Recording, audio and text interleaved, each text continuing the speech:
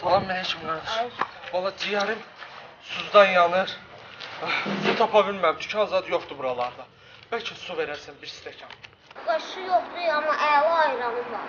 Ayran? Hə. Valla sənə zəhmət olacaq, bir stəkan verərdin də Mələkəm. Elimizdə.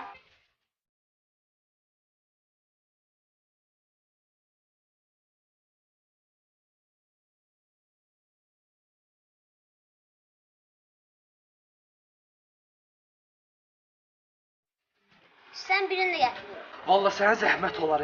Ayağa problem yoxdur.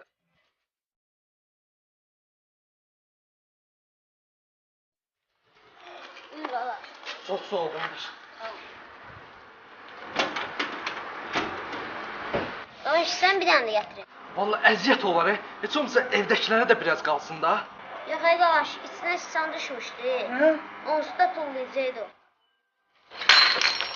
Git sənsən. İtin qabını niyə sındırırsan?